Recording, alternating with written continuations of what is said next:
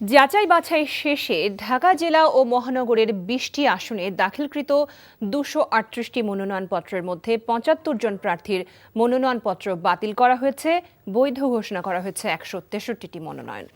আজ মনোনয়নপত্র যাচাই বাছাইয়ের শেষ দিন হলেও গতকালই যাচাই বাছাইয়ের কাজ প্রায় সম্পন্ন করেছে বিভাগীয় কমিশনারের কার্যালয়। শেষ মুহূর্তে বাকি থাকা কিছু কাজ শেষ বিকেলে আনুষ্ঠানিকভাবে জানানো হবে চূড়ান্ত প্রার্থীদের তালিকা। তবে রিটার্নিং কর্মকর্তা বা সহকারী রিটার্নিং কর্মকর্তার সিদ্ধান্তের বিরুদ্ধে ৫ থেকে ৯ জানুয়ারি পর্যন্ত নির্বাচন কমিশনে আপিল করা যাবে।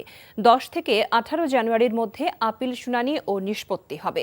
২০ জানুয়ারি প্রার্থিতা প্রত্যাহার করতে পারবেন প্রার্থীরা। এরপর ২১ জানুয়ারি চূড়ান্ত প্রার্থী তালিকা প্রকাশ ও প্রতীক বরাদ্দ করা হবে। এরপর দিন ২২ জানুয়ারি থেকে ১০ ফেব্রুয়ারি পর্যন্ত প্রচারণা চালাতে পারবেন প্রার্থীরা।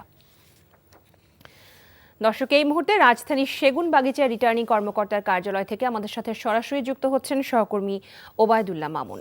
মামুন, মনোনয়নপত্র যাচাই বাছাইয়ে আজ শেষ দিনে আর কি কি খবর আপনার কাছে আছে?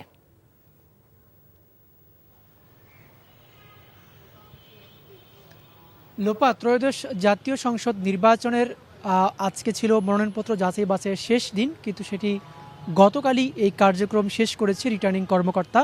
ঢাকা বিভাগের যে কমিশনের কার্যালয় রয়েছে সেই রিটার্নিং কর্মকর্তা গতকালই কার্যক্রম শেষ করেছেন। আজকে দিন থাকলেও কার্যক্রম তেমনটি নেই। আর ঢাকা জেলা এবং মহানগরে যে ২০টি আসন রয়েছে, অর্থাৎ ঢাকার যে ২০টি আসন, এই ২০টি আসনের মধ্যে ২৩৮টি মনোনয়নপত্র দাখিল হয়েছে এবং এর মধ্যে ১৬৩টি বৈধ ঘোষণা করেছে রিটার্নিং কর্মকর্তা। আর ৭৫ জনের প্রার্থিতা বাতিল ঘোষণা করা হয়েছে। এর মধ্যে ২টি হচ্ছে স্থগিত ঘোষণা করা হয়েছে।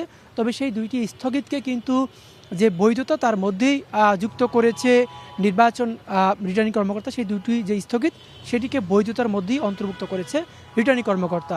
আর একটু তথ্য যদি বলি, সেটি হচ্ছে যে যারা বাদ পড়েছেন, যাদের প্রার্থিতা বাতিল করা হয়েছে, তারা ৫ থেকে ৯ জানুয়ারি আপিল করতে পারবেন এবং ১০ থেকে ১৮ জানুয়ারি এই আপিল নিষ্পত্তির শুনানি হবে, যে কারা কারা তাদের সেই নতুন বৈধতা পাচ্ছেন বা প্রার্থিতা ফিরে পাচ্ছেন। সেটি হচ্ছে ১০ থেকে ১৮ জানুয়ারি। আর ২০ জানুয়ারি যে প্রার্থিতা প্রত্যাহারের দিন আগে ধার্য করা ছিল। আর ২১ জানুয়ারি থেকে হচ্ছে চূড়ান্ত প্রার্থী ঘোষণা করা হবে এবং একই দিনে কিন্তু প্রতীক বরাদ্দর কথা বলা হয়েছে, প্রতীক বরাদ্দ করা হবে। আর ২২ জানুয়ারি থেকে নির্বাচনী প্রচারণা পুরোদমে শুরু হবে। আর বিভাগীয় কমিশনের কার্যালয় থেকে এই ছিল আমার কাছে নির্বাচন যাচাই বাছাইয়ের সবশেষ খবর। লোপা, আমরা জানছিলাম মনোনয়নপত্র যাচাই বাছাইয়ের খবর।